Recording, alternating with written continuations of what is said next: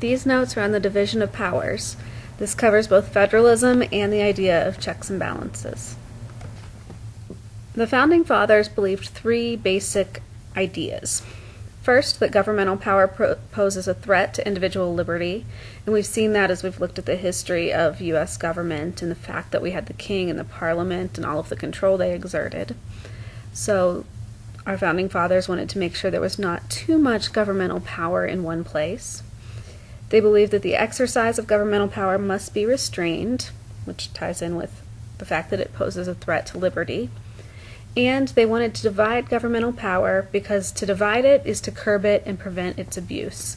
That would protect individual rights, states' rights, and make sure the government did not become too powerful. In the U.S., governmental power was divided in two ways. The Constitution did this in a couple of different places. First of all, we divided it into three national branches, the legislative, executive, and judicial, and that's in Articles 1, 2, and 3 of the Constitution.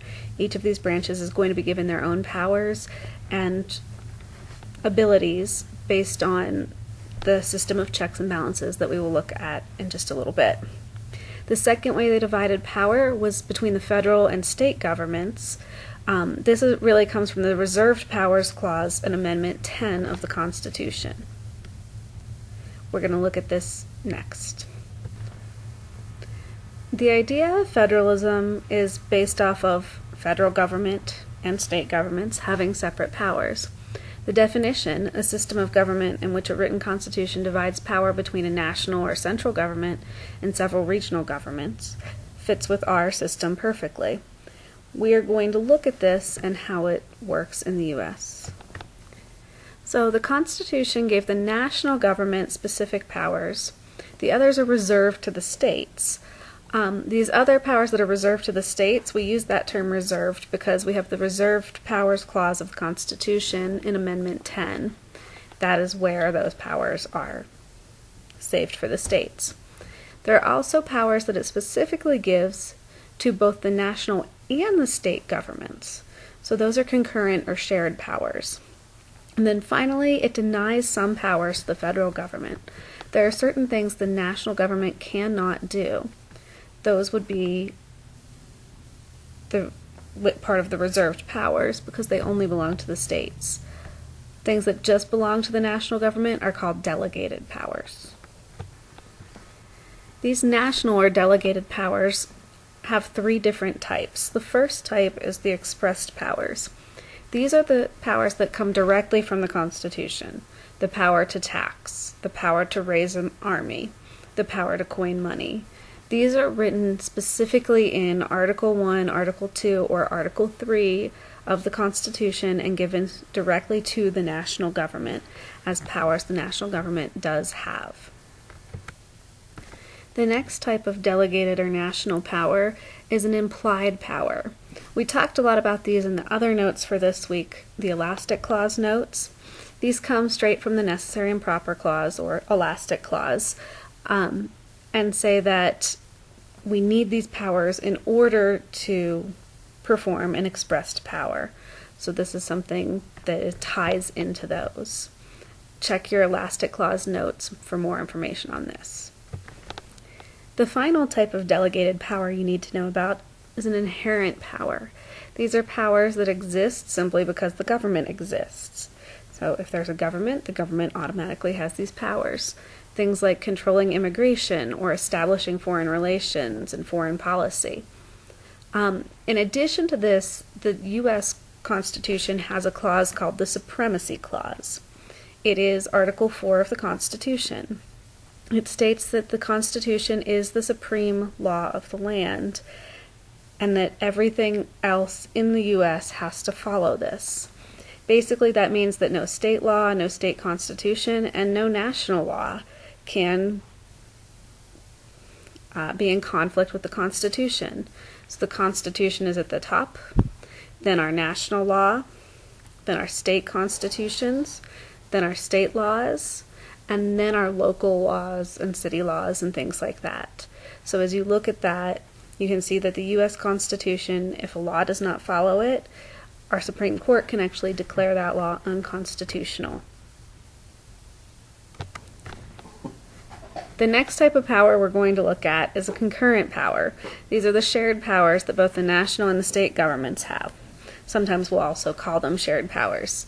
Each level of the government has this power that they can do, and it doesn't matter which one it is. So for example, the power to tax, the national government and the state government can do those, as can the local government. To create and maintain court systems, to create and define crimes, those are things that both governments share. Reserved powers are powers that belong only to the states. They are reserved in Amendment 10. So the states can do these, the national government does not have the power. One example of this would be to regulate the school systems. So that is a state power. The national government should not have involvement in that. Most state powers are things that are more personal to individuals. Licensing for driver's license or professional licenses, something like that, marriage licenses. Anything that is very personal is probably going to be a state power. Denied powers are powers that are denied to all levels of government. This means that neither the states nor the national government should be able to do these. Now, both levels of government have certain things that are denied to them, like the states cannot make treaties or alliances with foreign countries, states cannot coin money, national government cannot tax state trade, nobody can grant titles of nobility. So the ones that are denied to each the state and the national government are denied powers, but also sometimes there are ones that neither can do, like granting titles of nobility. So now you see this chart, division of powers, where you have the federal powers, or delegated powers, shared, also known as concurrent powers, or state powers, which are also sometimes called reserved powers. What I'd like you to do is pause for a moment and draw this chart on a piece of paper. Now that you've drawn the chart, the next slide is going to give you many different powers. Some are federal, some are shared, and some are state powers. What I want you to do is again pause on this slide and see if you can fill in your chart accurately with which powers belong to the national government, which would belong to the states, and which would be shared. You can use your Constitution to help you. You should have some idea already at this point, and remember this is not a test, so just do your best. Now that you've completed your chart, we're going to check and see how you did. So go ahead and again, if you need to, pause on this slide and mark what you got correct and what you didn't. If you're not sure why you did not get something correct, make sure to write a note to yourself to ask me or Mr. Martinez about that particular power so that we can explain why it belongs in that column on the chart.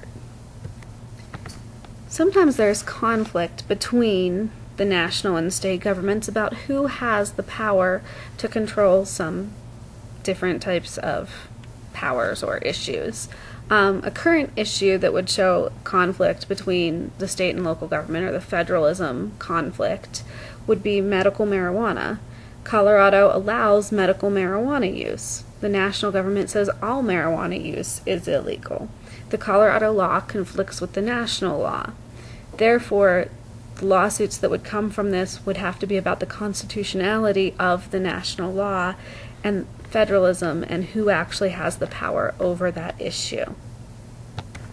This issue of medical marijuana and some other issues that deal with federalism are ones that we'll look at deeper in class during the week. Our next topic is checks and balances. So we've looked at how the state and national governments work. Now we want to look at the three branches of government. Each branch has some different powers, certain powers that are given to it. Some of those are checks on other branches, where they actually limit what the others can do, such as the veto power of president can limit the lawmaking power of Congress.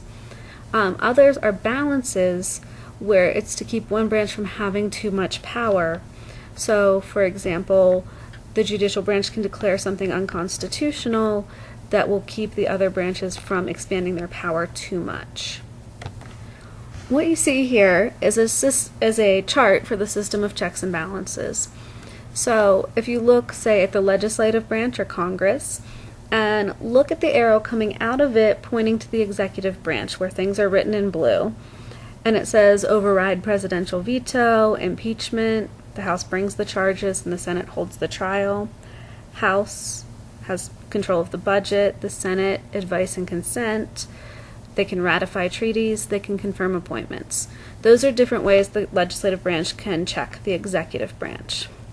Then the executive branch can check the legislative branch, if you follow the arrow from executive to legislative, by vetoing bills, calling special sessions, proposing bills, line item veto, where they could reject a part of a bill. That only exists in states, not nationally. So you can look at this chart, maybe even pause on it for a moment, and look at all the different ways that checks and balances do occur. If you have any questions on any of these powers, what they are, how they work, how the check or balance works, please make sure that you ask about those. This next piece that you're going to look at is a chart.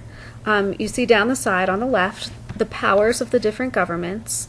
In the center it says which branch has the power, and then on the right which branch's power is being checked or limited. What I'd like you to do is pause and draw this chart, write it down. Then I want you to actually try to fill it out. Which branch has each of those powers? Is it a legislative power, an executive power, or a judicial power? And then, by having that power, which branch are they checking? It could be more than one. So go ahead and write those down. You can use your constitutions to help you figure those out. And then when you're finished, you're going to go ahead and start playing again to see the answers on the next slide. Now that you have finished filling out the chart, what I want you to do on the next page is to see how did you do, the next slide, how did you do in filling it out? And check and see if you have any questions. Are there ones that you disagree with? Are there ones that you're not sure why it is those branches? And make sure that you write those down to bring to class and ask Mr. Martinez or Ms. Richardson about, because we want to make sure that you understand the checks and balances and which branches are checking which and why that is. Now we want to take a minute and try to kind of apply some of this idea of checks and balances to a political cartoon. So this cartoon is a little bit dated. I really just couldn't find a newer cartoon to show you, and this is very straightforward, which I also liked. So this was done in 2006 when George Bush was president during his second term. And as you can see, it says the president pursues his obsession with clearing branches. He's cut down two of the branches, and if you look, it is the U.S. Capitol and the Judicial Building, the Supreme Court. So they're saying he's not listening to the other two branches. He's left up the White House. So the executive branch is trying to have power over the others, clear out the others, not listen to them. So a pretty straightforward cartoon, but really shows how sometimes different actions of presidents or the Supreme Court, or sometimes it's Congress, can make the other branches appear to have less and less power. So I liked this for that reason, and because it's so clear on the message it's trying to send. This does conclude our notes on federalism and checks and balances, also known as the division of powers in the U.S.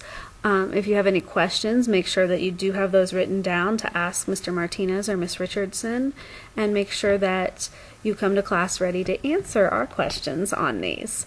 So we will see you Monday, and like I said, bring your questions if you have them.